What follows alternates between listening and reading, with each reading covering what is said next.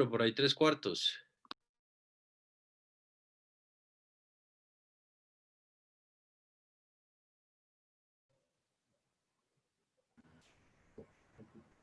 Ahí está.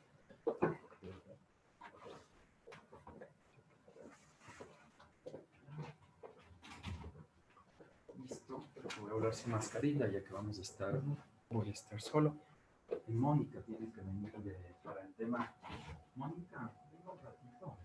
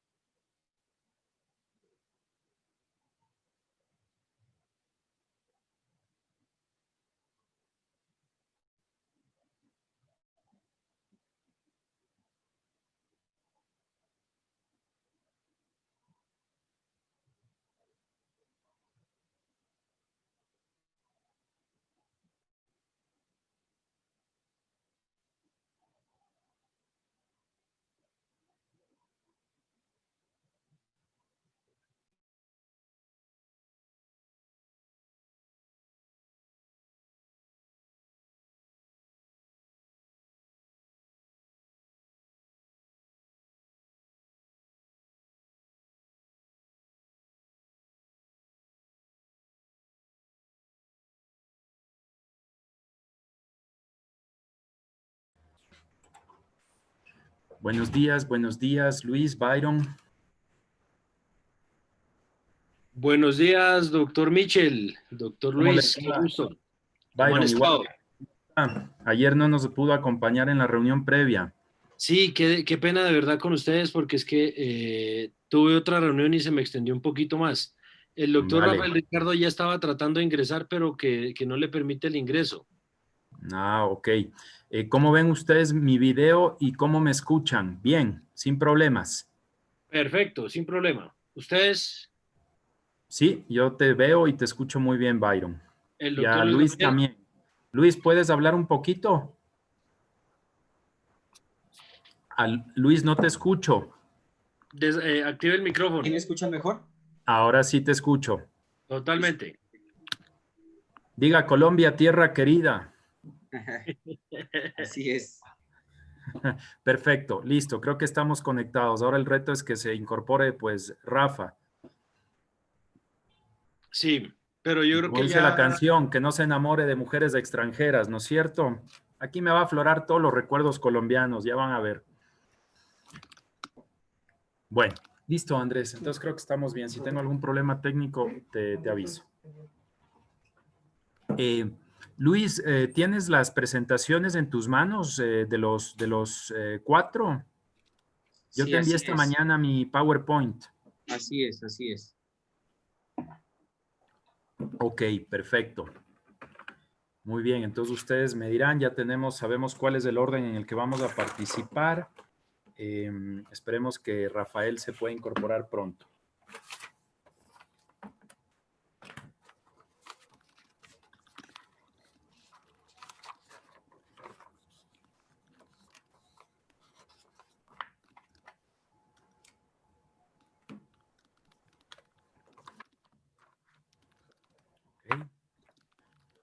Vamos entonces.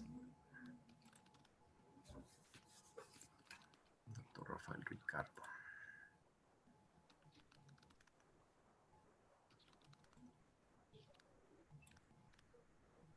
¿Ya volvió Rafa? ¿Ya ingresó Rafa? No.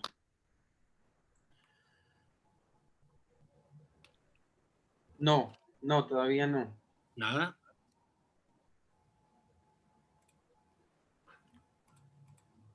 Permítame un minuto. De la organización nos dirán en el momento en cuando arrancamos, Byron.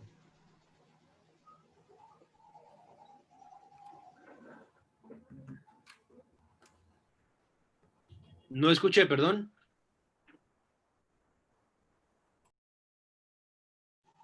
Dame un Boa segundito. tarde.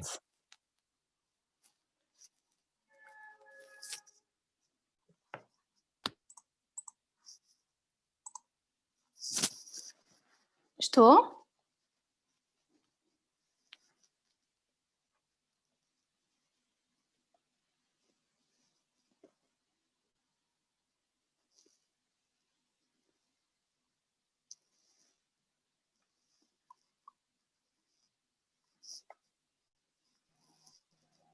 ¿Me escuchan bien ahí? Boa tarde. Sí.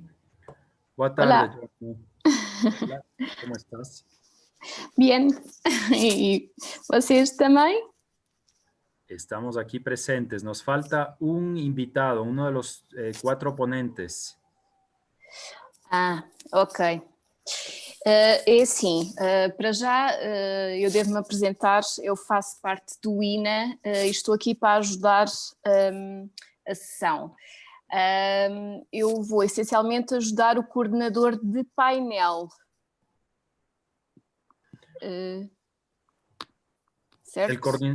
El coordinador es Luis. É o Luís, ok. Então é assim, o coordenador de painel essencialmente deverá conversar comigo caso tenha algum problema através do chat, do bate-papo. Ok. Tá? Luis, este momento el problema de Rafael es un problema técnico en Colombia. ¿Tienes idea qué puede pasar? A ver si Joana No, tal vez nos puede porque ayudar. él y yo hicimos una prueba por Zoom hace un momento y tenía bien su aplicación y todo. Ya, Joana, tenemos un Sim. problema con Rafael. Ok, muito bem. Eu vou contactar o Helpdesk para tratar desse assunto, está bem? Faça favor. Obrigado. Ok. Sim, senhora. Então vá, até já.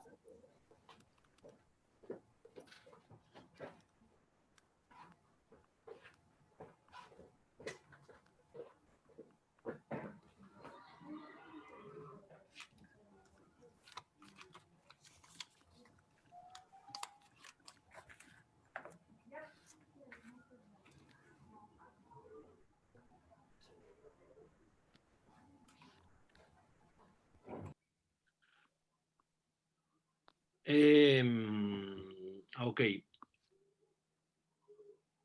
¿Me escuchan ahí? Sí. Una pregunta. Lo que pasa es que Sim. creo que si no somos coanfitriones no podemos presentar, no podemos correr las diapositivas nosotros mismos, ¿cierto? Tenho que falar um bocadinho mais devagar para ver se eu entendo. Diga? Ah, ok. Mil disculpas. Desculpe. No hay problema, Joana. Byron, por eso es que le acordamos ayer que le íbamos a enviar todas las presentaciones a Luis. Luis, como Por eso. presentador del panel, podría él subir las presentaciones, entiendo yo. Pero creo que en el sistema, en Zoom, él todavía no está como coanfitrión. Es precisamente esa es la pregunta. Ah, Sí, todavía no. Hagamos un ensayo aquí. No puedo. no puedes. Joana, Sim. você, Diga. voy a hablar una Sí. mezcla de portuñol. Faça favor, necesitamos que Luis es la persona que va a subir las presentaciones de nosotros. Exatamente. Sim. Necesita el permiso o licencia para llevar a cabo el trabajo. Portanto, ele precisa de apresentar e o que é que ele precisa? O que é que lhe falta? Necesitamos que le permitas compartir a Luis que sea coanfitrión de la reunión para poder subir las presentaciones a la pantalla. Ok. Sim, Ok. senhora. Sim. Eu vou ter que contactar o helpdesk. Eu já vos digo qualquer coisa, tá bem? Por favor, está bien. Ok. Obrigado. Bueno, colegas, ya escucharon. Joana no tiene la capacidad técnica. Creo que el help desk nos tiene que ayudar. Ah, ok. ¿Será que le ponemos un chat? Sí, Byron, Sim, é tal vez. melhor. Sim. Escríbele, Byron, por favor, explícale la situación. Así por escrito va a tener más claro. Perfecto. Ya.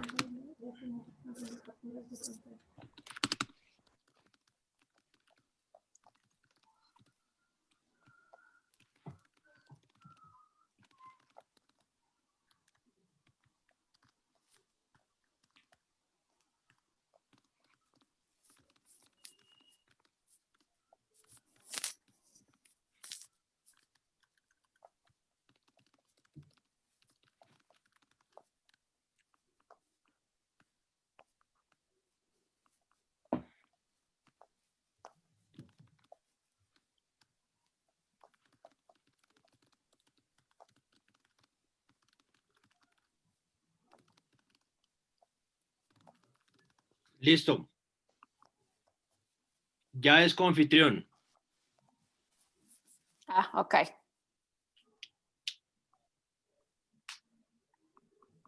Ya se conectó É Rafael. assim, nós... Y ya Luís, ya está sempre... Rafa. Luís, sempre que precise de falar comigo, terá que ser através do helpdesk. E deverá controlar mais ou menos os horários das sessões. Eu vou, de qualquer das maneiras, comunicando consigo caso veja que há algum problema. O que me estão aqui a perguntar é se pode abrir a sessão. Estou? Estão-me a ouvir? Puedes, Joana, ¿puedes repetir lo último? No te entendí. Peço desculpa, eu falo mais devagar. Será que poderemos abrir a sessão mesmo faltando o Rafael? Abrir el sonido. Sim, começar. Ok, Rafael, a ver, abran el sonido, Byron, Luis, por favor. ¿Y Rafael ya se logró conectar o aún no? No lo veo aún. Presente. Ok, Ok. perfecto. Rafael, se te ve la mitad de la cabeza y el techo de tu casa o de tu oficina. No sé si puedes colocar en algún sitio fijo el teléfono, si estás con el teléfono. Então, é assim, eu posso deixar o meu telefone, sim. Mas a conversa deve ser feita através do chat, diretamente para mim. Ou seja, se vocês têm aqui, não sei se podem aceder ao bate-papo. Conseguem ver? Si podemos describir qué, perdón. No bate-papo, no No chat, entiendo.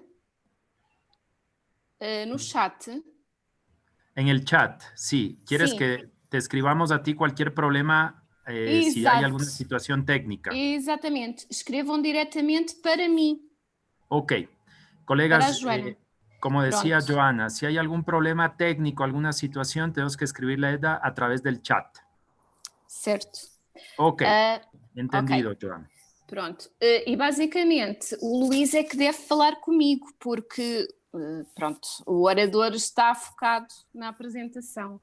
De qualquer das maneiras, será que podemos iniciar a sessão? Ou uma vez que o Rafael está com problemas, talvez seja... Rafael ya está conectado. Rafael, ¿nos já escuchas está, y já nos está. ves? Ya está. Perfecto, ya está, ya los Joana. escucho. Ok, peço desculpa, sim senhora. Ok, então podemos dar início à sessão. Creo Certo? que sí. Estamos, Pregunta, estás como coanfitrión, ¿no es cierto, Luis? Sí, yo estoy como coanfitrión. Pregunto, hay unas personas en sala de espera, ¿a esas personas quién las admite? ¿Las tengo que estar admitiendo yo o...? Joana, hay personas en Eu sala vou, de... pronto, eu vou admiti-las. Não, não ok. tem qualquer problema. Só quero saber se podemos começar. Ok, sí, dejemos a Joana ese tipo de temas, Luis, y concentrémonos nosotros pues en nuestras Exato, presentaciones. Joana está aquí para exatamente. ayudarnos en esos temas. Listo. Exatamente. Pronto. Eu vou então pedir que só o orador é que mantenha o microfone ligado. Claro que agora na apresentação o Luís também terá que falar. E que se houver algum problema, então comuniquem. Eu vou então admitir os participantes, está bem? Ok, perfecto. Entonces Ok. vamos a silenciar nosotros micrófonos hasta que le corresponda hablar a cada uno y así evitamos ruido de fondo. Exatamente. Muito obrigada. Até já, até já. Obrigado nosotros, Joana. Obrigada. Muito obrigado. Adelante, silenciemos micrófonos.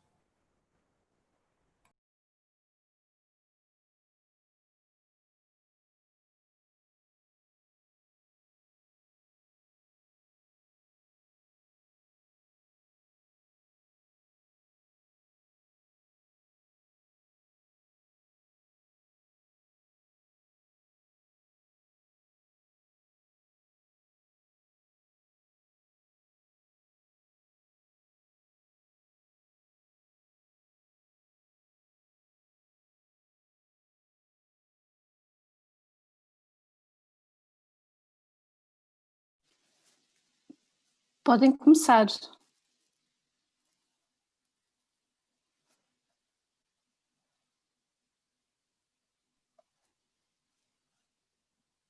Listo, ¿podemos iniciar entonces? Sim, sim, sim.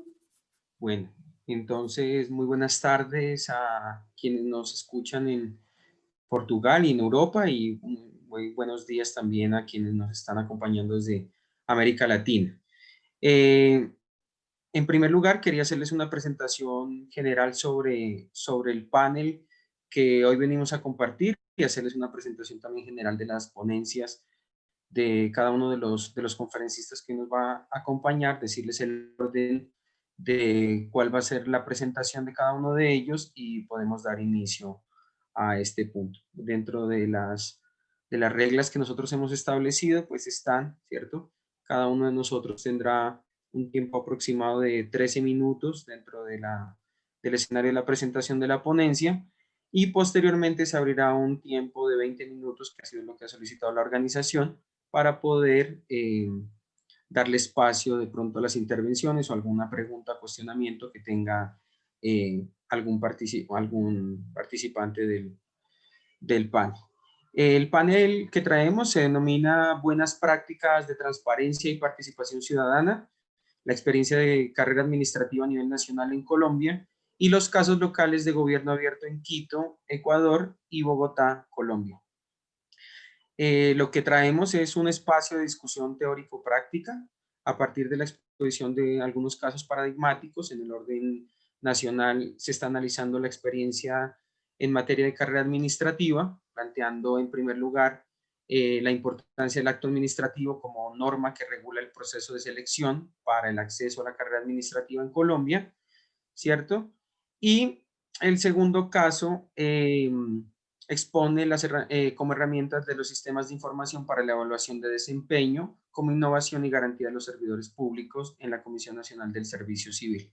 Son dos conferencias que se van a dar sobre este tema. Y respecto a los casos locales, se plantea la experiencia de la aplicación de políticas locales de gobierno abierto, los retos y resultados de los programas Primer Plan de Acción de Gobierno Abierto del municipio del Distrito Metropolitano de Quito, en Ecuador, y de Gobierno Abierto de Bogotá, denominado GABO, creado por el Plan Distrital de Desarrollo, un nuevo contrato social y ambiental para la Bogotá del siglo XXI. Los conferencistas que desarrollarán este panel, pues en primer lugar estoy yo como coordinador, Luis Gabriel Rodríguez de la Rosa, que traiga una ponencia sobre el acuerdo de convocatoria, un acto administrativo que materializa los principios constitucionales de transparencia y confianza legítima en el proceso de acceso a la carrera administrativa en Colombia. Posteriormente está Rafael Ricardo Acosta Rodríguez, él es asesor de despacho en la Comisión Nacional del Servicio Civil y trae una ponencia denominada Los sistemas de información, una herramienta ideal para la transparencia e innovación en la evaluación de desempeño laboral de los servidores públicos en carrera administrativa en Colombia. Seguidamente estará Michel Rowland García, que es presidente de la Comisión Metropolitana de Lucha contra la Corrupción en Ecuador y que trae una ponencia denominada El derecho de acceso a la información pública y los desafíos para construir una cultura pública transparente a nivel local. La experiencia del municipio del Distrito Metropolitano de Quito, Ecuador. Y para cerrar este panel nos acompaña Byron Adolfo Valdivieso, que es veedor delegado para la contratación en la Veeduría Distrital de Bogotá, con una ponencia denominada El acceso a la información pública y la participación ciudadana como derechos fundamentales, la propuesta de gobierno abierto de Bogotá, Colombia. Entonces, una vez hecha la presentación general del panel, vamos a iniciar con las ponencias. Iniciaré con la ponencia que está a mi cargo. Voy a compartir pantalla en este momento para dar inicio a este escenario. Un momento, por favor.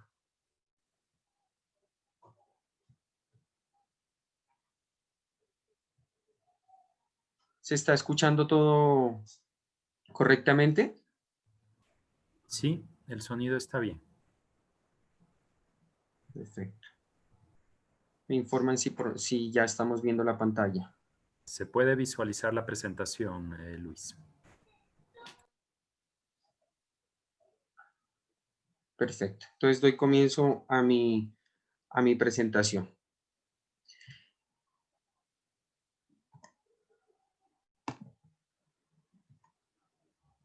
Bueno, la ponencia que yo he traído se denomina el acuerdo de convocatoria, un acto administrativo que materializa los principios constitucionales de transparencia y confianza legítima en el proceso de acceso a la carrera administrativa en Colombia. En este escenario, pues una primera referencia que quiero hacer, es decir, yo soy servidor público en la Comisión Nacional del Servicio Civil, que es una entidad autónoma del orden nacional, que se encarga de la administración y de la vigilancia de la carrera administrativa. Dentro de ese escenario, parte de las funciones que tiene la Comisión Nacional del Servicio Civil es la elaboración y desarrollo de los procesos de selección, que se materializan en un concurso de mérito para precisamente darle acceso, ¿cierto?, a las personas que quieran acceder al servicio público por medio de un concurso de méritos a ser parte de la carrera administrativa en Colombia. Entonces, la reflexión que yo he traído el día de hoy es que un acto administrativo, ¿cierto?, en toda la esencia de lo que significa el acto administrativo como norma, se termina convirtiendo en un proceso legitimatorio, ¿cierto?, de los principios constitucionales de transparencia y confianza legítima. Esto es importante resaltarlo porque cuando nosotros planteamos escenarios de transparencia, muchas veces acomodamos el concepto, pero no le damos de pronto la relevancia que tiene directamente la transparencia como un principio constitucional. Y yo quería hacer un primer inicio, una introducción con este tema precisamente porque nosotros tenemos que partir de la naturaleza jurídica de la transparencia y no de un concepto doctrinal para nosotros hacer la evaluación y también la materialización de este principio dentro de los procesos de la administración pública. Es importante resaltar entonces, en primer lugar, que el principio de transparencia, si bien lo podemos entender a priori, digámoslo así, no es un principio que en Colombia por lo menos esté explícitamente dentro de la Constitución Política de Colombia. Es decir, dentro de la Constitución Política de Colombia existen otra serie de cláusulas generales, existen unos principios explícitamente regulados en la Constitución, pero el principio de transparencia paradójicamente no está planteado directamente en la Constitución. No quiere decir ello que no sea un principio constitucional. Entonces yo quería partir primero de este marco teórico y de este desarrollo hermenéutico precisamente para tener en cuenta que cuando yo planteo el principio constitucional de transparencia, se da en virtud a la conexión que tiene este principio con otra serie de principios constitucionales que sí están regulados directamente en la Constitución Política de Colombia. Entonces les pongo el ejemplo. Nosotros en Colombia tenemos la cláusula general del Estado Social de Derecho, es decir, esa es nuestra forma de Estado como constitucionalmente lo hemos planteado. Dentro de esos fines esenciales del Estado Social de Derecho, uno de ellos, por ejemplo, es servir a la comunidad. Eso lo encontramos nosotros en el artículo 2 de la Constitución Política de Colombia. Adicionalmente, parte esencial de nuestra Constitución hace referencia al principio democrático.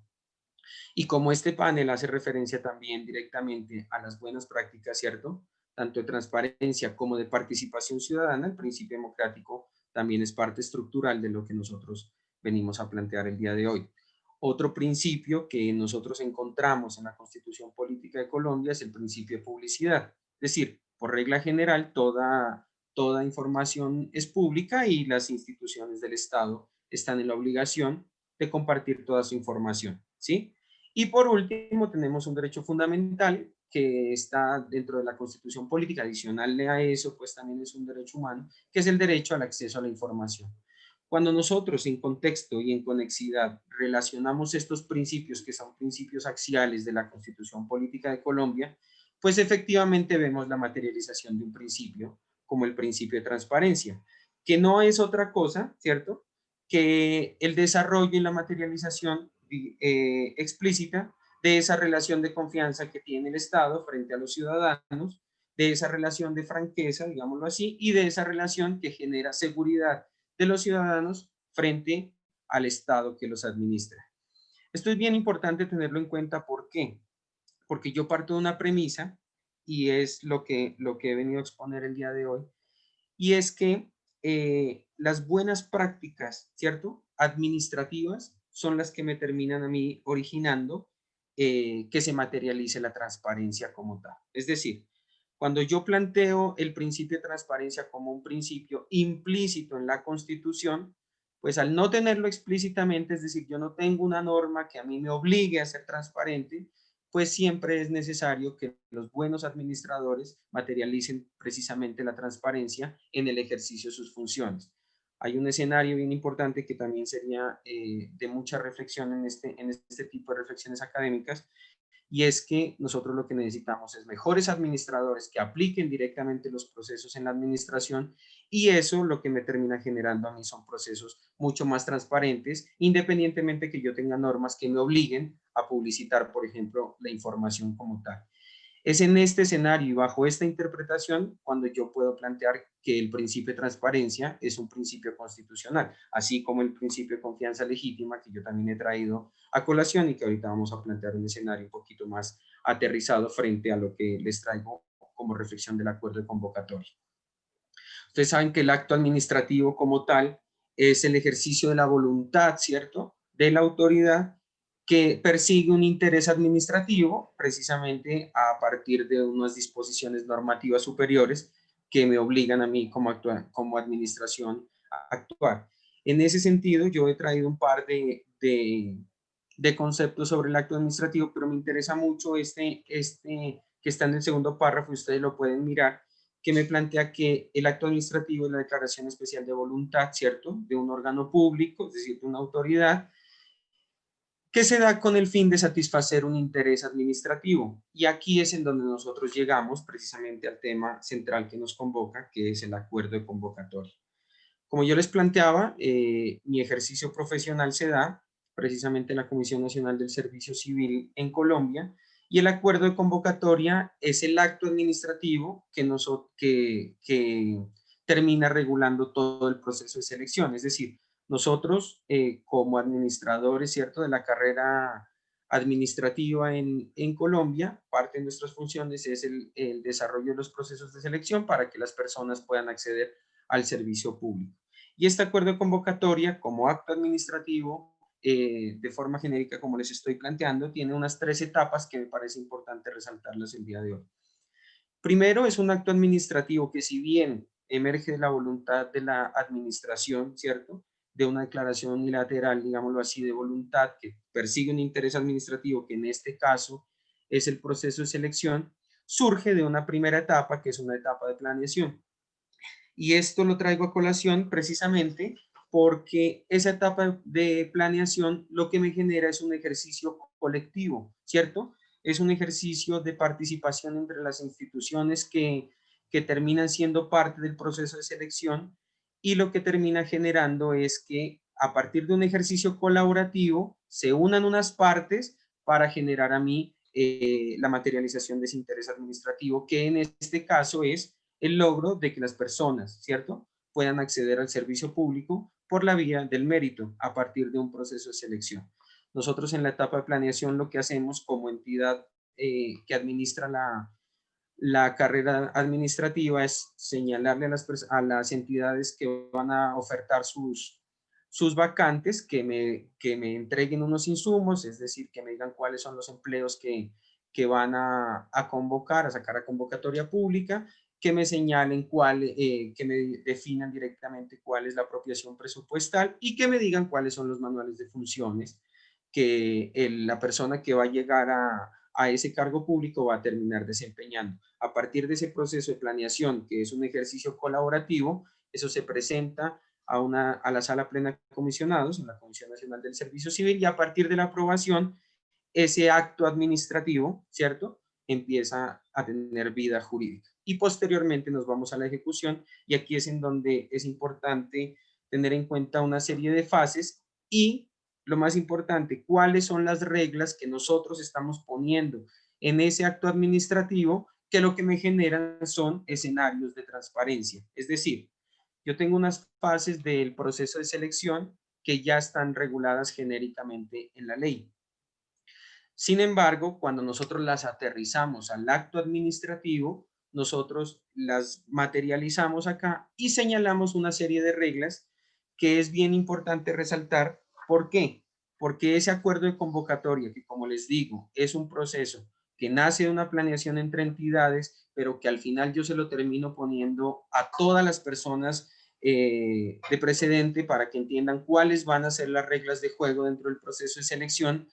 Nosotros a partir de la experiencia lo que se termina identificando es qué tipo de reglas se tienen que poner en ese acuerdo de convocatoria como norma reguladora, precisamente para que las reglas de juego estén claras.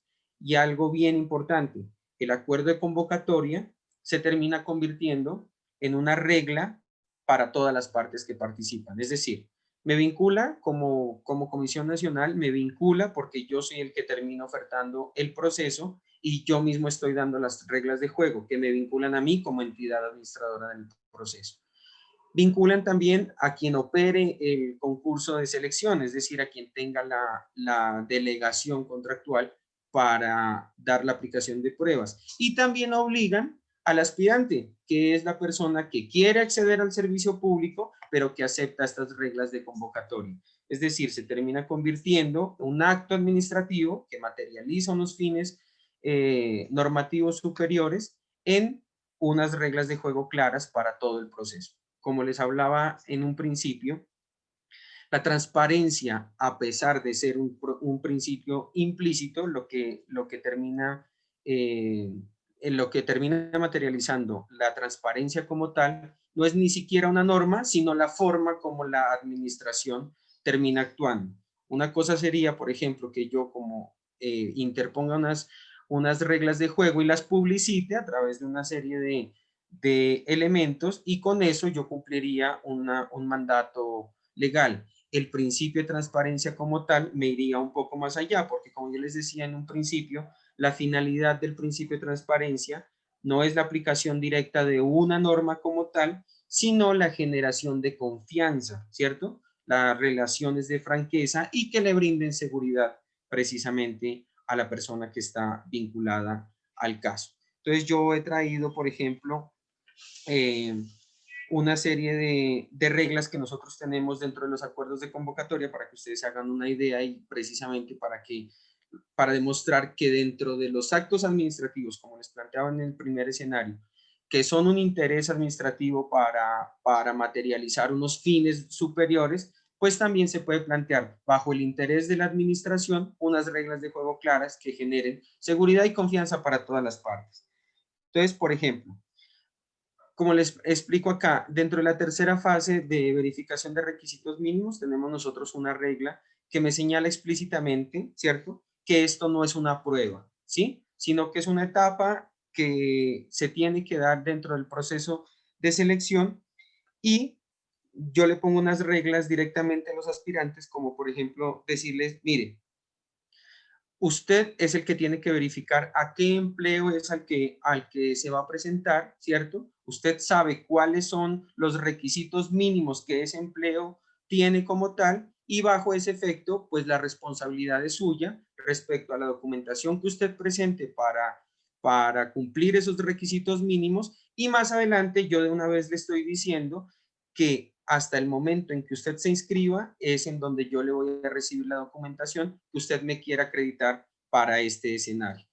Si usted entiende, conoce esas reglas de juego desde el principio, yo se las tengo claras en un acto administrativo como tal, ¿cierto? Esto no está explícitamente en la ley, pero sí está explícitamente en el acto administrativo, pues yo le estoy dando las reglas de juego claras a la persona para que entienda cuál es realmente el escenario al que se va a enfrentar en un proceso de selección. Entonces, cuando yo planteo este escenario, y por qué me parece importante traerlo a colación, porque cuando yo reflexiono directamente sobre la transparencia como tal, es precisamente porque veo la necesidad, ¿cierto?, de tener escenarios de confianza frente del Estado, frente a la ciudadanía. ¿Por qué? Porque las prácticas en general se han derivado de escenarios en el que no se confía directamente en la institucionalidad.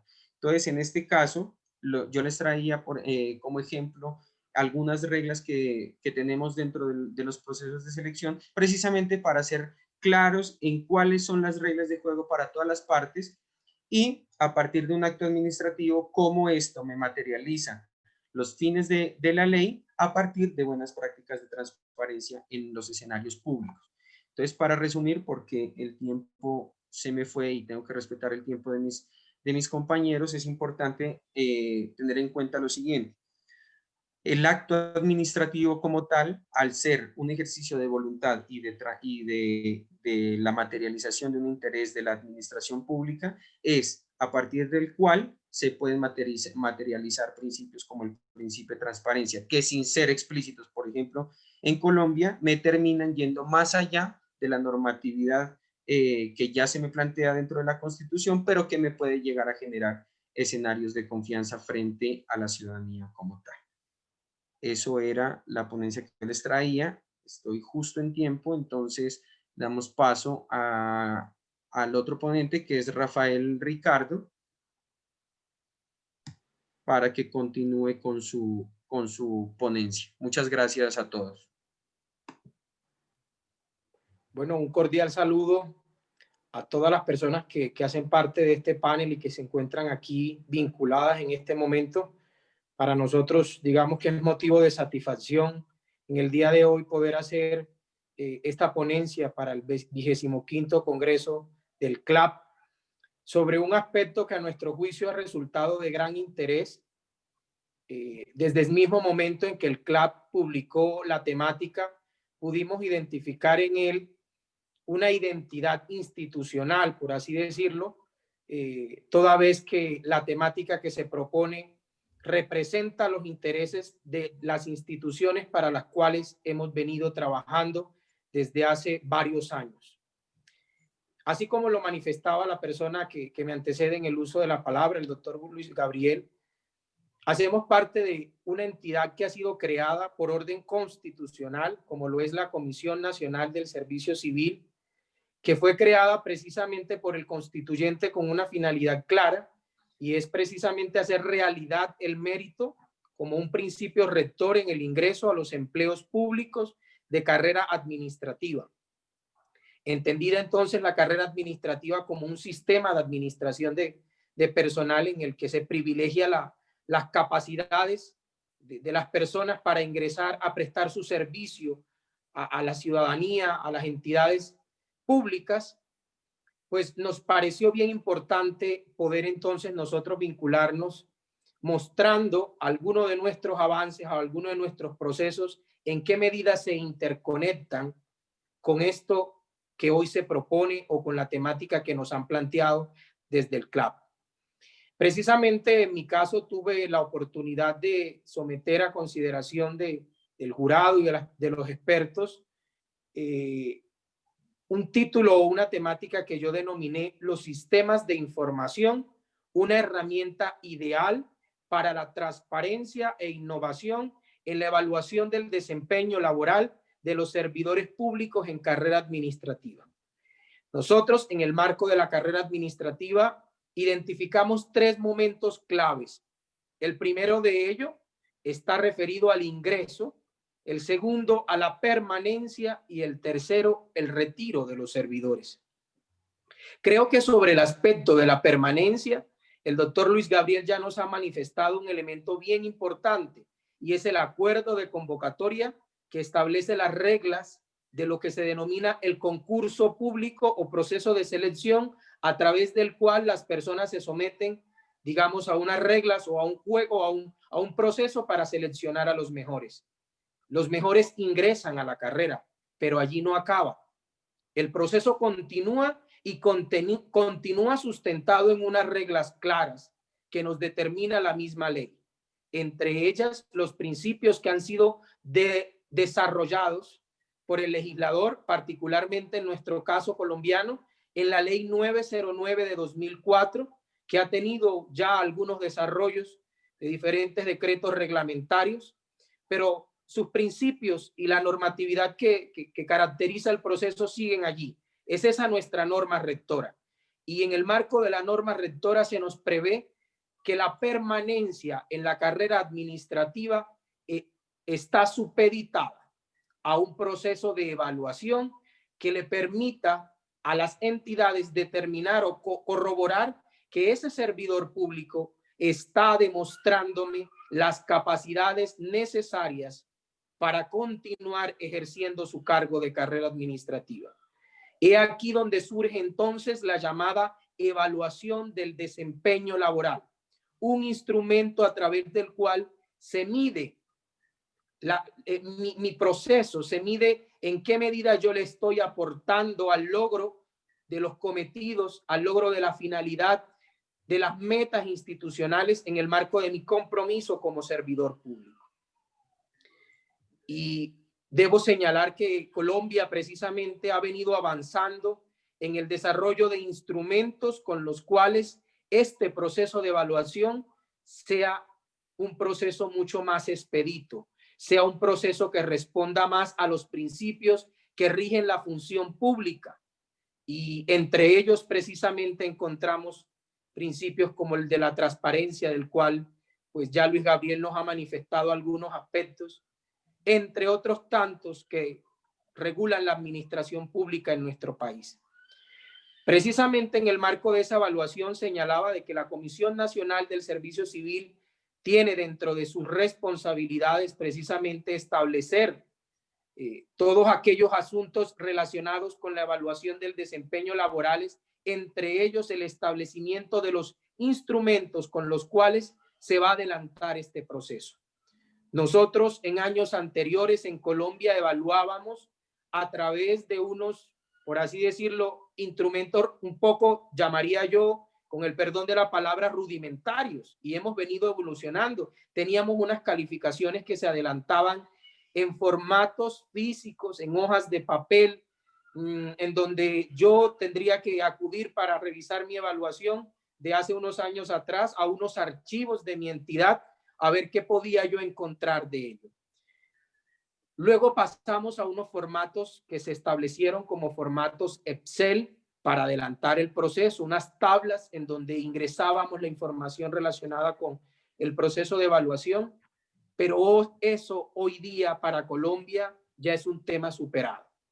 Y precisamente la Comisión Nacional del Servicio Civil, apuntándole a estos principios, entre ellos el de celeridad, entre ellos el de igualdad, el de transparencia, el de eficiencia en lo público, se preocupó por establecer o diseñar un aplicativo, una herramienta tecnológica que le permita a los servidores públicos encargados del proceso de evaluación en Colombia adelantar esta tarea con mucha más facilidad y con mucha más transparencia.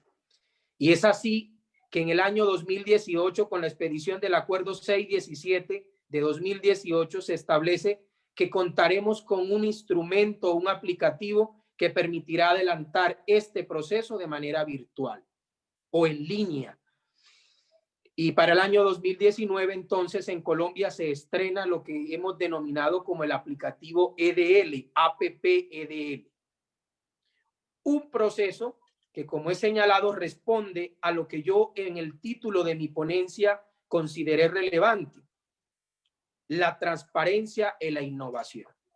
Transparencia en la medida en que la sociedad cada vez nos demanda mayor información sobre las actuaciones que se realizan por los poderes públicos del Estado. ¿Y qué quiere o qué traduce también esa transparencia? Precisamente facilitar una forma fácil y accesible para que la ciudadanía conozca los procesos. La transparencia nos permite de una u otra manera medir la calidad en el gobierno, la calidad en la prestación del servicio. Y hay otro elemento fundamental que hace parte del título de mi ponencia: la innovación.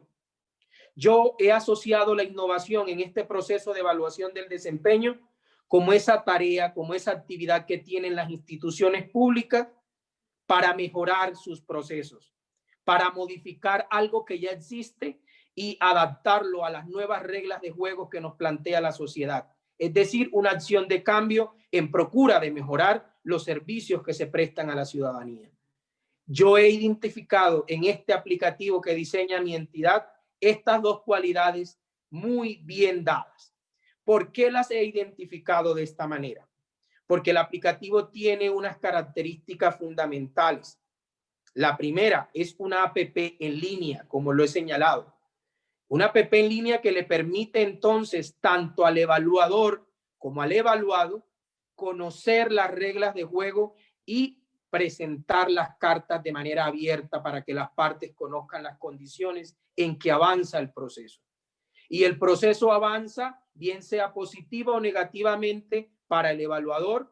Será positivo si éste está cumpliendo con sus objetivos, con sus compromisos laborales y comportamentales y está apuntándole al logro de los cometidos de la institución, y será negativo si éste no lo está haciendo de manera correcta.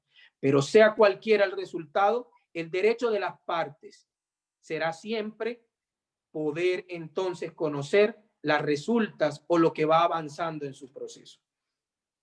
Aquí entonces quiero destacar que en el marco de la transparencia, la comisión tiene la oportunidad de verificar la información en tiempo real. Facilita la participación de los actores, porque yo he señalado algo importante, y es que en la tarea de evaluar muchas veces no resulta fácil, no resulta agradable, pero una vez uno cuenta con una herramienta en línea con la cual yo desde mi mismo celular puedo ingresar información y puedo conocer constantemente la información, creo que facilita el proceso. Recolecta una información que para nuestras entidades resulta determinante al momento de tomar decisiones. Aquí vamos a encontrar la información de todos los servidores públicos que prestan su servicio en el Estado. Vamos a conocer cómo se adelantan los procesos de concertación de compromiso, hacia qué le están apuntando las entidades en el marco de esos compromisos que se pactan con los servidores. Entonces, vamos a identificar en este instrumento un instrumento mucho más amigable y con una información que le servirá al Estado y particularmente a nosotros, Comisión Nacional del Servicio Civil, plantearnos acciones de mejora, formular políticas que respondan a lo que está pasando en la entidad, desde la más pequeña hasta la más grande, desde el municipio más recóndito de nuestro país hasta el ministerio más representativo de nuestro estado. Es decir, estamos conociendo en tiempo real los procesos en cómo avanzan en materia de carrera administrativa y cómo se cumplen o no precisamente esos procesos. Esto no es más que una transformación digital. Esto no es más que aportarle a la transformación digital del Estado colombiano y de las diferentes circunstancias que nos obligan a mejorar en nuestro país. Quiero destacar que el aplicativo de evaluación del desempeño laboral tiene unos marcos o tiene unas condiciones de seguridad en donde estamos de una u otra manera seguros en cuanto a la posibilidad de que esta información está en unos repositorios que se administran por una entidad como la nuestra, autónoma e independiente de los demás poderes del Estado. y a la cual sin lugar a dudas podrán acceder las personas que participan en estos procesos. Habrán unos passwords que solo yo como servidor de carrera podría yo manejar y mi evaluador. De esta manera, quiero finalizar entonces esta primera presentación o esta presentación que he hecho sobre el tema, manifestando entonces la importancia de este aplicativo de evaluación del desempeño laboral en el marco de la evaluación y de los procesos de transformación digital que obliga hoy día a la sociedad y los diferentes retos con que nos vemos afrontados en la administración pública. Muchas gracias.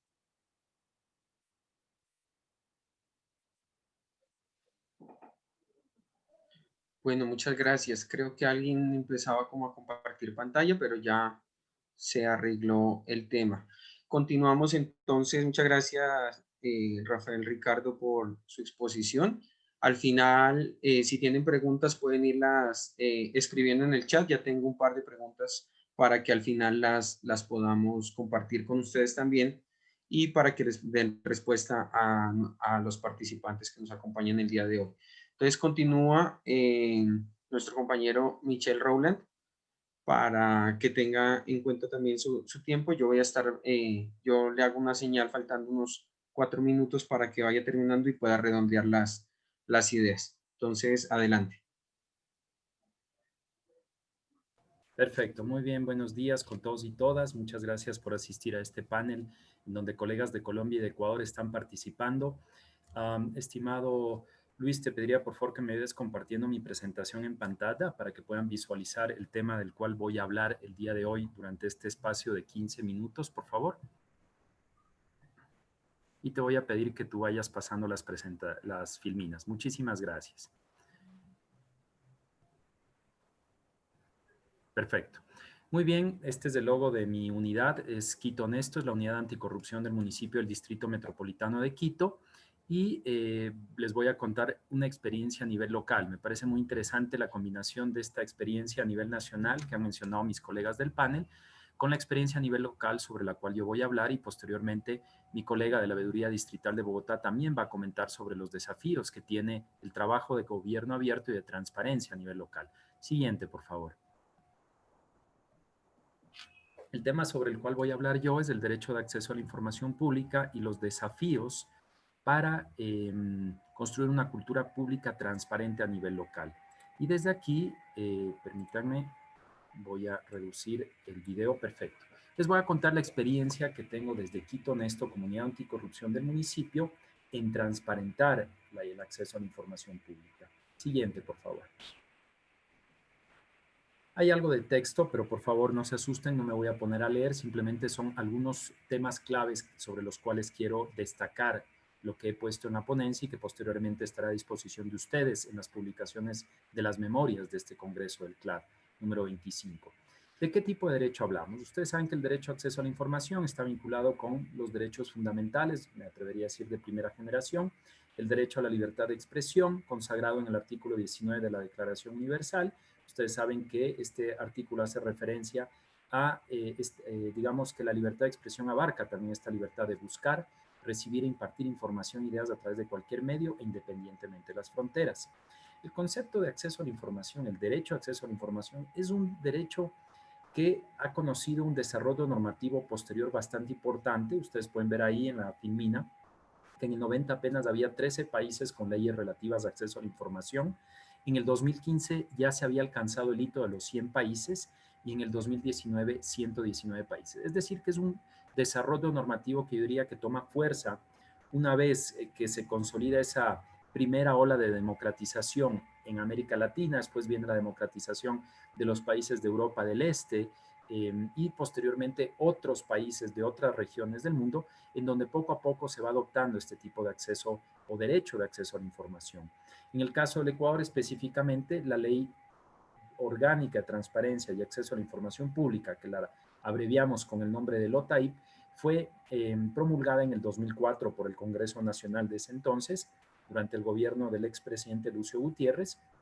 Y lo que les puedo comentar es que tuve la oportunidad de participar en el debate que se gestó sobre esta ley, que nos permitió, yo creo, construir un modelo potente que ha entrado en vigencia a lo largo de estos años en el Ecuador, pero que por supuesto, en nuestra opinión también de mis colegas de esta institución, pero perdón, de otros espacios, es importante reformarla y adaptarla a las nuevas realidades, sobre todo tecnológicas, que caracterizan al acceso a la información en este momento, ¿no? En el caso de la Comisión Metropolitana de Lucha contra la Corrupción, una institución creada en el 2004, coincidentemente en el mismo año de la promulgación de la ley, una de nuestras competencias, atribuciones y obligaciones es velar porque las distintas unidades del municipio de Quito, del Distrito Metropolitano de Quito, cumplan con lo que establece la ley que acabo de mencionar en cuanto a la publicación de una serie de elementos que voy a puntualizar en los próximos minutos. Siguiente, por favor. ¿Cuál es la base normativa sobre la cual nos apoyamos para este análisis? Por supuesto, la Constitución de nuestra República, en donde el artículo 18 dice que todas las personas en forma individual o colectiva tienen derecho a, literal 2, acceder libremente a la información generada en entidades públicas o en las privadas que manejen fondos del Estado o realicen funciones públicas. No existirá reserva de la información excepto con las excepciones que establezca la ley. Y en ese sentido hay dos excepciones de este momento que obviamente se han quedado cortas frente al desarrollo normativo y tecnológico posterior y a la propia evolución política y social de nuestros países, que son información confidencial vinculada a información personalísima, datos personales de los individuos, de los ciudadanos y ciudadanas, e información reservada en términos de usos militares o características militares que pueden ser sujetas a vulneración o afectación si es que se llegara a publicitar esa información. Y que podría afectar la seguridad del Estado, ¿no? Esas serían las dos excepciones que existen en este momento. La ley orgánica, la que fue emitida en 2004, como ustedes verán, hay un principio que se aplica, el principio de publicidad de la información pública, que ya está citado en la Constitución, y hay un artículo 3 en donde se establece cuál es el ámbito de aplicación de la ley. Hay un desarrollo un poco más detallado de lo que establece el artículo 18 de la Constitución de la República. Siguiente, por favor. Aquí sí voy a ser un poquito más exhaustivo, es un texto un poco largo, pero quiero que entiendan que los artículos claves de la Ley de Acceso a la Información Pública en el Ecuador, vigente en este momento, son los artículos 7 y 12, y ahora van a entender por qué, sobre todo el artículo 7, ¿qué es lo que establece la ley respecto a la difusión de información pública? Se debe publicar en el portal web de todas las unidades públicas, tanto a nivel nacional como provincial como local, un link o una pestaña, como lo llamaríamos en términos informáticos, denominada transparencia. Y en esa pestaña transparencia deben aparecer todos los ítems que voy a enunciar brevemente este momento. No lo voy a leer, solo enunciar. La estructura orgánico-funcional, la base legal, las regulaciones y procedimientos internos, el directorio completo de la institución, así como su distributivo de personal. ¿Esto qué quiere decir? Que aparece el cargo, el nombre y el salario que corresponde a cada funcionario. Como verán, este es un tema que ha generado polémica aquí y en otros países en cuanto a la vinculación del cargo con el nombre y el salario. En fin, la remuneración, como les señalaba, los servicios que ofrece y las formas de acceder a ellos, los horarios de atención, el texto íntegro de todos los contratos colectivos, si es que hay un sindicato en la empresa, por supuesto, todos los formatos o formularios de solicitudes, en el caso de esta unidad que yo presido, por ejemplo, el formulario para denunciar actos de corrupción o el formulario para solicitar información que hemos recibido nosotros de parte de las distintas instituciones que conforman el sistema municipal. Siguiente, por favor. Información sobre el presupuesto anual que administra la institución, resultados de auditorías internas y gubernamentales, información sobre los procesos precontractuales, contractuales de adjudicación y liquidación de contrataciones de obras, adquisición de bienes, prestación de servicios, arrendamientos mercantiles, etc. Un listado de las empresas y personas que han incumplido contratos con la institución. Planes y programas de la institución, plan operativo anual, plan anual de contratación, el presupuesto anual tienen que estar disponibles para que el ciudadano pueda verificar qué cantidad de dinero, por ejemplo, recibimos en Quito Honesto. El detalle de los contratos de créditos o externos o internos, es decir, en el caso de algunas empresas se pueden suscribir contratos con un banco nacional o una unidad internacional, un banco internacional, ¿no? En fin, mecanismos de rendición de cuentas a la ciudadanía. ¿Cómo rendimos cuentas nosotros de la ciudadanía? Metas, indicadores de desempeño, en fin. Siguiente, por favor.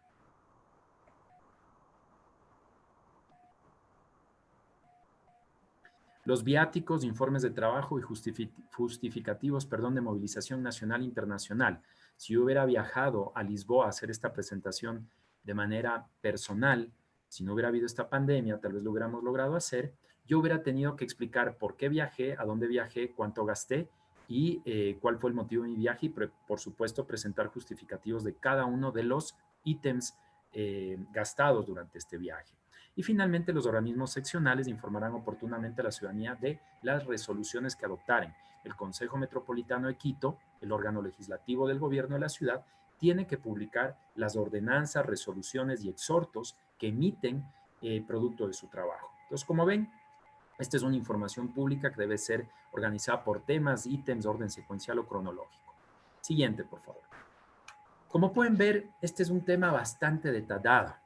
La Defensoría del Pueblo del Ecuador es la encargada de vigilar y promover la ley, y el artículo 12, sobre el cual también quería hacer énfasis, establece que todas las instituciones públicas, personas jurídicas de derecho público y privado y demás entes señalados en el artículo primero de esta ley, deben presentar rendición de cuentas hasta el último día laborable del mes de marzo. Este año se extendió por la pandemia hasta el último día del mes de noviembre. En este momento, Quito Honesto está recibiendo como ente verificador del acceso a la información del municipio de Quito una multiplicidad de informes de rendición de cuentas y de cumplimiento de la LOTAI, porque los plazos se han extendido, como les decía.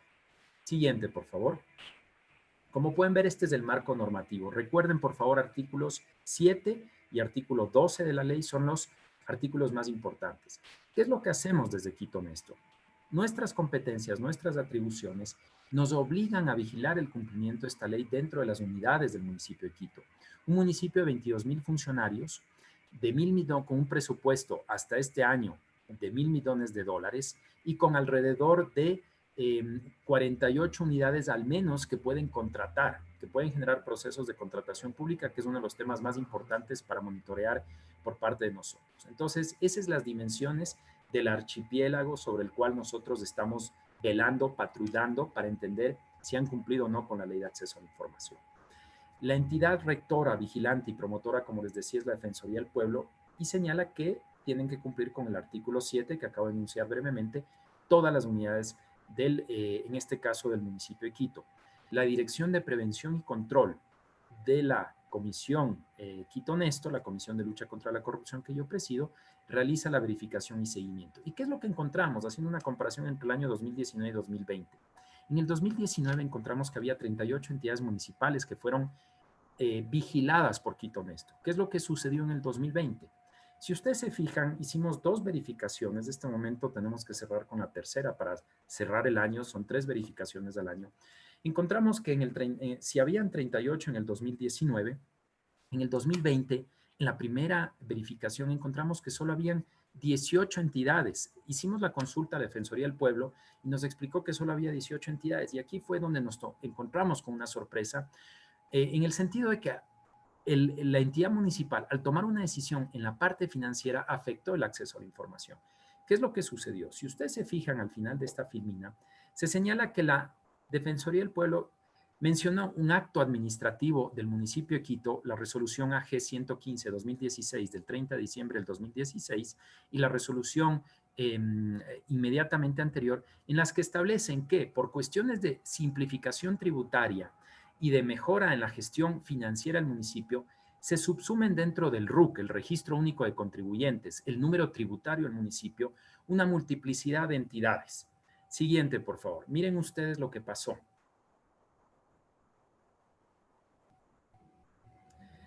En las resoluciones, como yo les decía, se reduce el número de entidades y pasa de las que yo les mencioné al principio, 38, a aproximadamente 18 instituciones.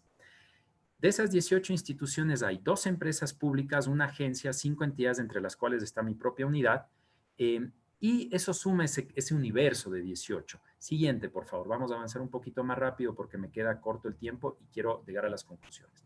Si ustedes se fijan en estas 2 tablas, todas estas entidades que ustedes ven ahí, esas 15 unidades, fueron unificadas al RUC del municipio. Entonces, toda la información que estas entidades debían publicar se subsumieron en la página web del municipio. Imagínense ustedes las unidades educativas, se subsumió esa información dentro de la página principal. Entonces, yo creo que perdimos acceso a la información dentro del municipio de Quito en aras de la eficiencia financiera, en aras de la eficiencia administrativa. Y además descubrimos desde Quito Honesto que habían 5 unidades que no estaban dentro del catastro remitido por la Defensoría del Pueblo y que no forman parte de la unificación del RUC, que deberían estar rindiendo cuentas, pero aún no lo hacen de manera adecuada. Esta fue la primera verificación. Sigamos, por favor. La segunda verificación fue en julio del 2020. En esta segunda verificación ya solo tomamos las 18 entidades que yo les decía, producto de esta resolución, y buscamos clasificar la información que publicaban según los ítems que ustedes ven ahí. Completa, incompleta, desactualizada, publica nota, sin información. Miren ustedes los resultados. Siguiente filmina, por favor. Si ustedes se fijan, el 54% de las unidades del municipio obligadas a rendir cuentas según la LOTAIP tiene la información completa. Todos esos ítems que les leí del artículo 7 de la LOTAIP. El 11.66 tiene incompleto, el 10.20 desactualizada, el 14.87 publica una nota aclarando que tiene problemas de algún tipo para publicar la información, y finalmente hay un 8.75 que simplemente no publica su información, incumpliendo con lo que establece la ley. ¿Cuáles son las conclusiones y recomendaciones que presentamos nosotros desde Quito Honesto respecto a este tema? Siguiente, por favor. Y con esto voy terminando para respetar el tiempo. De la primera verificación, la Administración General del municipio, a través de las resoluciones que les mencioné, unificó en un solo RUC a varias instituciones. Restringimos el derecho a acceso a la información. Las resoluciones buscaban generar eficiencia financiera, como les dije, pero esto finalmente obligó a restringir esta información que yo les mencionaba. ¿Qué sugerimos? Siguiente, por favor. Sugerimos que el Comité de Transparencia del municipio, que es un comité establecido por la Defensoría del Pueblo a través de una resolución para todas las unidades públicas que tienen que rendir cuentas, revise los enlaces de transparencia, actualice la información de planta central, obligue a actualizar a las otras unidades que ya no tienen que rendir cuentas directamente la nota aclaratoria diciendo que su información se trasladó a la planta central. Y hemos pedido, por supuesto, que se piense, se reconsidere la posibilidad de volver a retomar el acceso a la información dentro de estas unidades, entendiendo que al ciudadano le conviene que esa información esté disponible. ¿Qué concluimos y recomendamos de la segunda verificación? Siguiente, por favor. Debido a la declaratoria de emergencia sanitaria, como ustedes vieron en la gráfica que les presenté, varias entidades del municipio experimentaron dificultades para cumplir una adecuada actualización. De hecho, nosotros, que somos entidad rectora, tuvimos problemas para recabar firmas porque estábamos enclaustrados en nuestras casas. Entonces, emitimos una serie de documentos señalando que una vez finalizada la declaratoria de emergencia sanitaria, actualizaríamos con firmas todos estos documentos. Ahora ya entramos al tema de firma electrónica, que por supuesto nos va a facilitar este tipo de trabajo. Y hay varias entidades que no crearon repositorios digitales de toda la documentación que generan. Lo que hemos recomendado es que los integrantes de los comités de transparencia de cada una de las unidades municipales, en este caso, deben revisar el adecuado funcionamiento de los links, la actualización de la información, que la nota que sea necesaria publicar, si no están obligados a rendir cuentas, esté disponible. Y hemos pedido, por supuesto, que se digitalice toda la información en la medida de lo posible para que se suba a la nube toda esta información, que no solamente exista un repositorio físico, un repositorio digital en un servidor que puede ser afectado por un incendio, un robo, una destrucción producto de un terremoto, etcétera, sino que también se suba la información a la nube para que esté ahí disponible para el ciudadano. Y finalmente, con esto cierro, lo que quiero indicar es que esto ha sido una experiencia muy interesante porque este análisis nos ha permitido entender esta dinámica de interacción entre eficiencia y transparencia, que creo que es un reto. Probablemente mi colega de Bogotá nos va a poder contar un poquito más de detalles desde su perspectiva, y estoy abierto, por supuesto, con mucho gusto a cualquier pregunta que los asistentes tengan. Muchísimas gracias por su atención. Muchas gracias, Michelle, por esta presentación, y damos continuidad con Byron Valdivieso para la última ponencia de este panel. Recuerden que si tienen alguna pregunta la pueden hacer por el chat y al final estaremos preguntándole a nuestros panelistas cualquier inquietud. Byron, adelante. Bueno, muy buenas tardes y días respectivamente a quienes nos ven en Europa y en Latinoamérica. Un cordial saludo a todos los presentes. Es para mí un honor estar en este panel, en la 25ª sesión del CLAT, del Congreso del CLAT. y fundamentalmente es también un honor compartir panel con quienes me antecedieron. Como lo planteó el doctor Michel, hemos presentado 2 experiencias nacionales y también 2 experiencias locales. En el caso mío, yo tengo una experiencia en la Comisión Nacional del Servicio Civil. De hecho, fuimos compañeros con Rafael y Luis Gabriel. Y actualmente me desempeño como veedor delegado para la contratación, como les contó Luis Gabriel. La veeduría, y quisiera comenzar por eso, la veeduría es una entidad que solamente existe por norma en Bogotá. Y lo que caracteriza a la veeduría es el control preventivo. A diferencia de otros entes de control, por ejemplo, disciplinarios que hacen sanción, o de control fiscal que tienen más carácter sancionatorio, en la veeduría ejercemos fundamentalmente un control preventivo, fomentamos también el control social y la participación de la ciudadanía en ese control preventivo a la administración pública. Le voy a pedir a Luis Gabriel que por favor vamos poniendo la presentación para reflejarla. Y en el marco de ese trabajo que hemos venido haciendo en la veeduría como experiencia local, hemos planteado la ponencia alrededor de la propuesta de gobierno abierto de Bogotá. Ya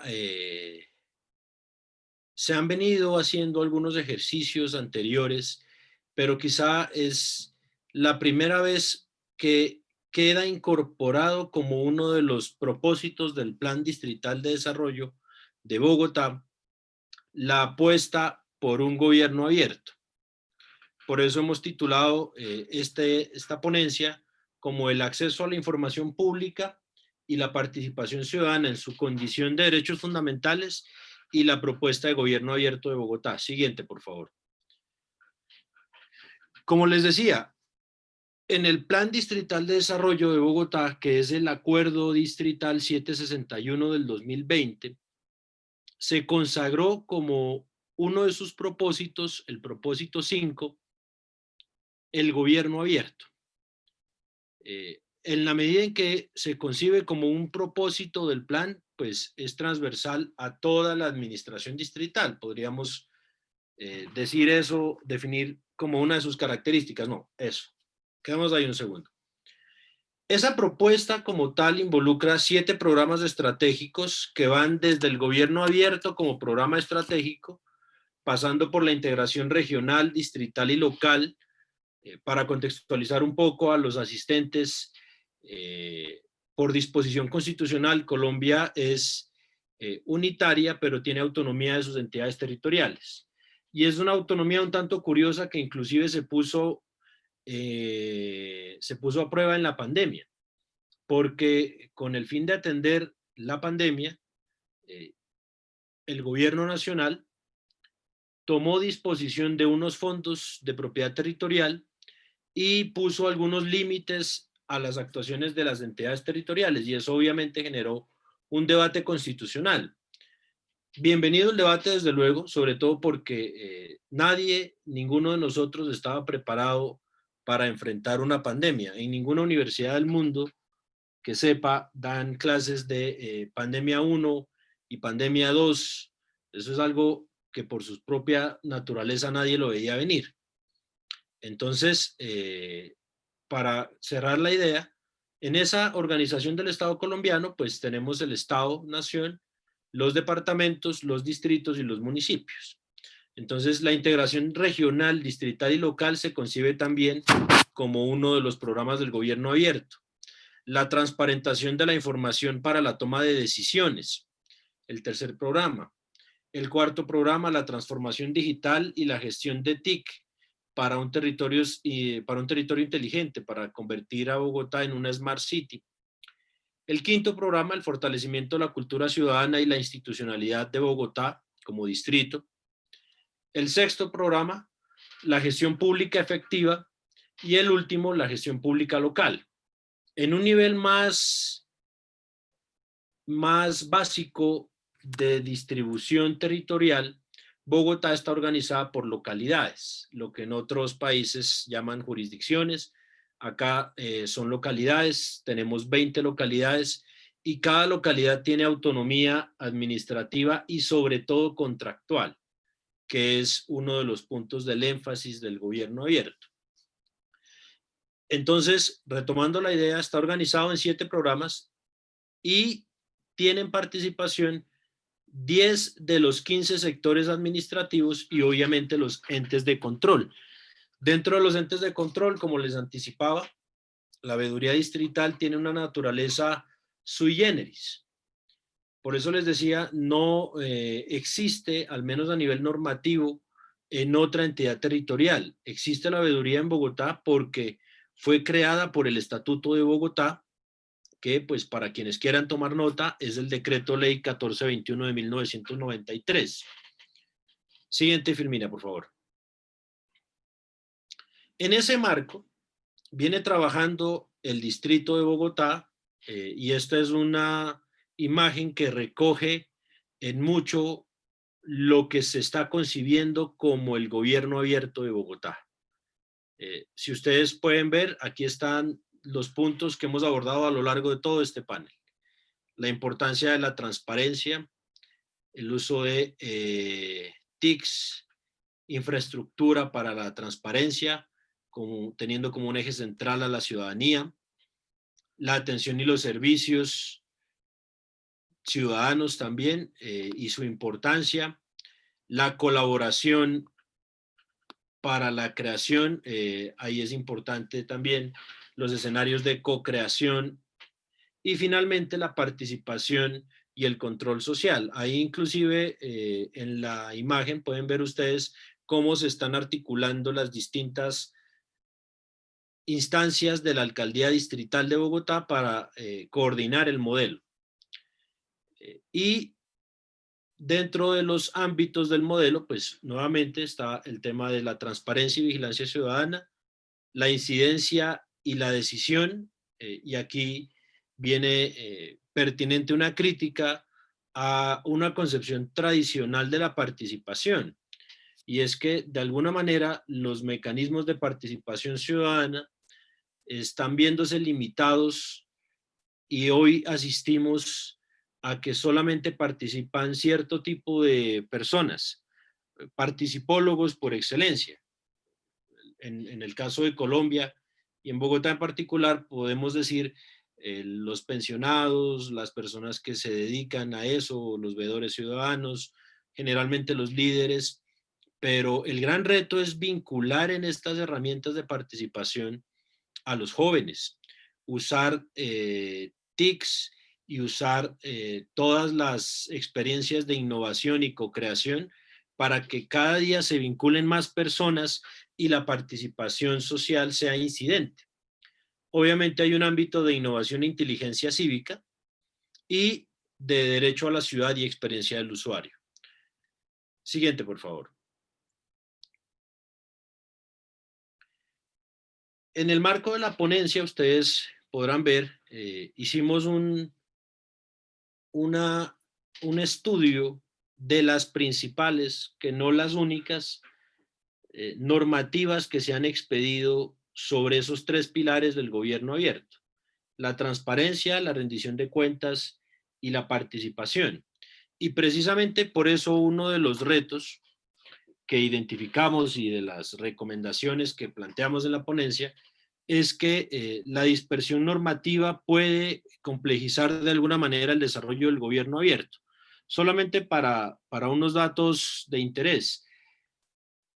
Esos 3 niveles de gobierno en Colombia, cada nivel de gobierno puede expedir sus normas. Y en la ponencia encontrarán ustedes cómo hacemos una relación de todas las normas sobre esos 3 pilares, y varias de esas normas se traslapan entre sí en cuanto a los temas que regulan. Entonces, por ejemplo, tenemos sobre transparencia, principalmente, solamente las principales, 8 normas, 5 nacionales y 3 de carácter distrital. Sobre rendición de cuentas, 4 normas, 2 de nivel nacional, 2 del nivel distrital. Sobre participación ciudadana, 7 instrumentos normativos, 6 del nivel nacional, 1 del nivel distrital.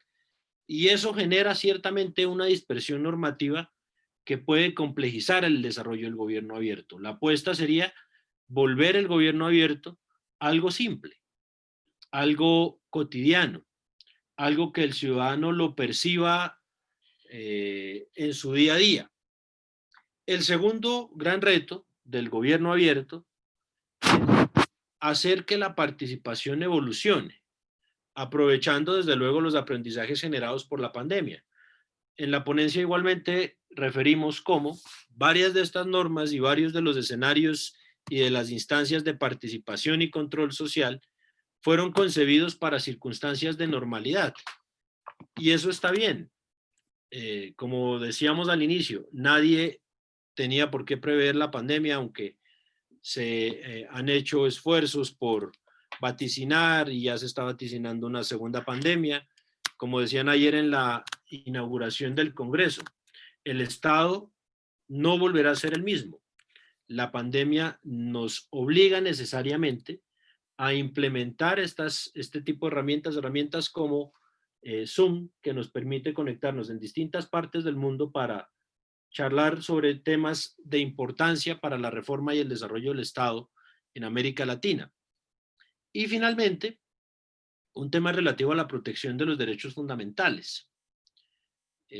Partiendo de la base de que el derecho es un gran sistema de cooperación imaginado, podríamos decirlo en términos de Harari, que es el historiador, es un orden imaginado, ¿sí?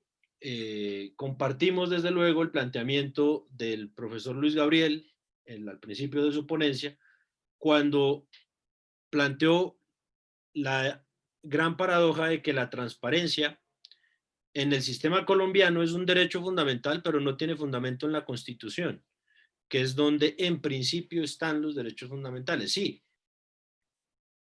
se toca de alguna manera con todos, con casi todos, sino todos los derechos fundamentales, pero como tal no tiene una consagración expresa. Frente a lo que plantea el profesor Michel, en Colombia también tenemos una ley estatutaria, se denomina aquí por disposición constitucional, de transparencia y acceso a la información pública, que es la ley 1712 del 2014, y también tiene el carácter de derecho fundamental la participación y el control social. Y últimamente se está hablando mucho del uso de sistemas de información, inteligencia artificial, Big Data y TICs. Pero estos sistemas de información, este Big Data y la inteligencia artificial, igualmente puede arriesgar eventualmente también derechos fundamentales. El que salta a la vista es el relativo a la protección de los datos personales. Como ya planteaba el profesor Michel, en la experiencia local, en la publicación de los datos de los funcionarios, sus salarios, pues hay un gran reto de usar todas estas herramientas para garantizar derechos fundamentales como la transparencia y el acceso a la información sin violar derechos fundamentales. Lo mismo en lo relativo a la evaluación de desempeño a la que se refería el profesor Rafael. Es importante, desde luego, usar estos sistemas de información para mayor facilidad, para mayor transparencia, que el Estado se transforme digitalmente, ¿sí? Esta pandemia nos enseñó que el Estado puede y debe seguir funcionando no necesariamente de manera presencial, sino que debe hacerlo de la mano de las TICs, de las nuevas tecnologías de la información y las comunicaciones, pero ese uso de TICs somete también algunos derechos fundamentales. En otros ordenamientos ya ha sido objeto de debate, por ejemplo, cómo los software creados para predecir la posibilidad de reincidencia en el crimen, particularmente en Estados Unidos, fueron parametrizados de tal manera que tendían a discriminar a poblaciones negras y latinas. Entonces, para nosotros, y lo podrán ver en la ponencia, el gran reto de estas transformaciones y el gran reto del gobierno abierto es, desde luego, avanzar en la protección de estos dos derechos fundamentales importantísimos, sin duda, que son la transparencia y el acceso a la información pública, pero sin violar derechos fundamentales. Las aplicaciones que se crearon, por ejemplo, para el seguimiento epidemiológico del comportamiento epidemiológico del COVID-19, tuvieron un primer gran reto, no sé si en los demás países lo fue así, pero aquí en Colombia lo fue, en Bogotá y en Medellín también y en otras ciudades, de la protección de la habeas data. Está bien que hay que hacer seguimiento epidemiológico y seguimiento sanitario a las personas, pero ¿hasta qué punto podemos llegar en la protección de la intimidad y del derecho a la protección de los datos personales?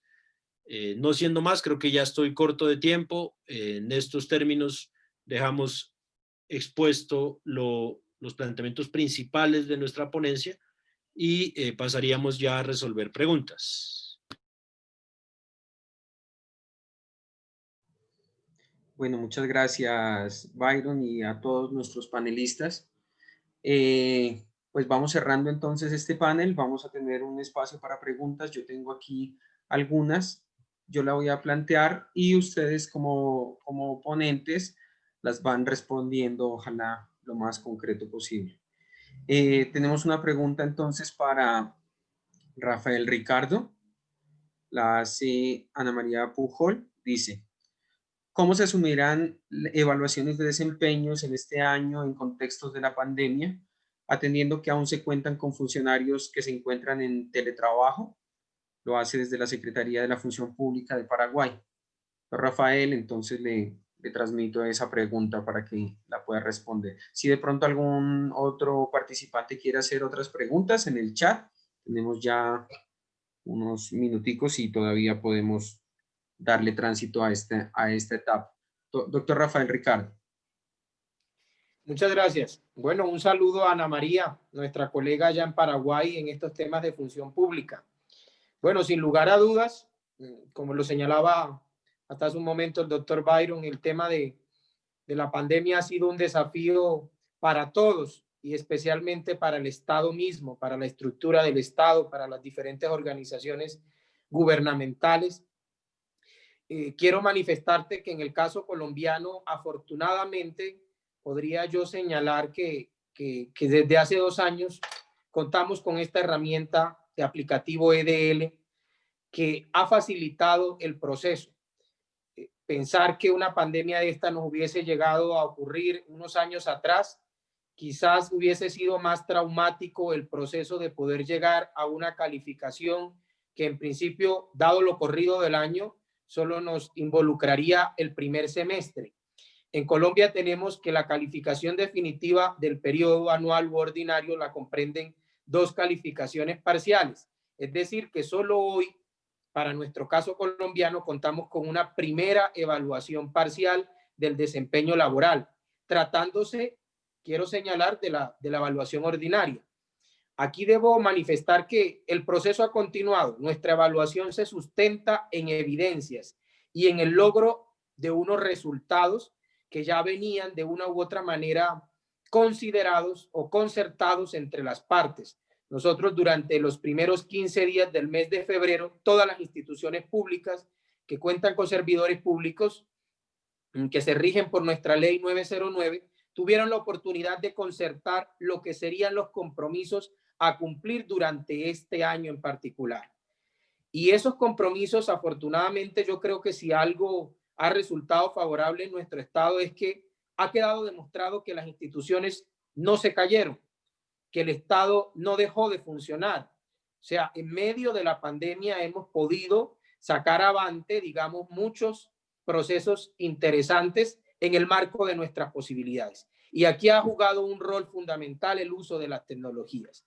Entonces, efectivamente, sí logramos calificar el primer periodo anual ordinario, que se cumplió hasta el 31 de julio de este año, y la calificación se adelantó durante los primeros 15 días del mes de agosto. ¿Cómo lo hicimos? En nuestro aplicativo hay una sección dispuesta que se conoce como seguimiento al proceso de evaluación. Y el seguimiento al proceso de evaluación permite que tanto el evaluador como el evaluado puedan cargar evidencias de lo que está haciendo su proceso. Entendidas las evidencias como esas pruebas, por así decirlo, que nos permiten demostrar si estamos o no cumpliendo con nuestra labor. Solo por darte un ejemplo, yo siendo asesor de un comisionado, podría señalar que durante el tiempo de la pandemia pudimos emitir un importante número de actos administrativos que resuelven actuaciones administrativas iniciadas en el marco de la pandemia. ¿Cómo se radicaron? A través de sistemas tecnológicos como ventanilla única.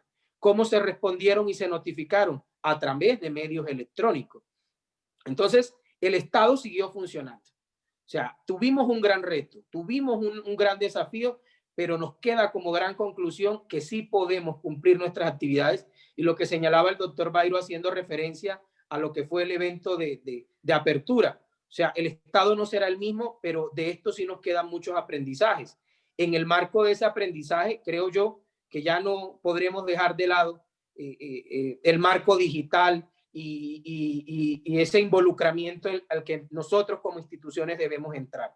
Entonces, tuvimos ya la primera evaluación, para responderte, Ana María, y lo hicimos con evidencias que reposan en el aplicativo EDL y que fueron cargadas a lo largo del semestre, tanto por el evaluador como por el evaluado, haciendo precisamente referencia a qué estaban haciendo, cómo lo estaban logrando, refiriendo entonces el cumplimiento de sus compromisos para obtener una evaluación parcial, porque la definitiva la encontraremos solo hasta el final, a inicios del año entrante. Ahora, el gobierno sí sacó para el caso de las evaluaciones en periodo de prueba un tema, digamos, particular, y es que no tuvimos evaluaciones durante la pandemia o periodos de prueba que le permitan a las personas ser calificadas para el ingreso a la carrera.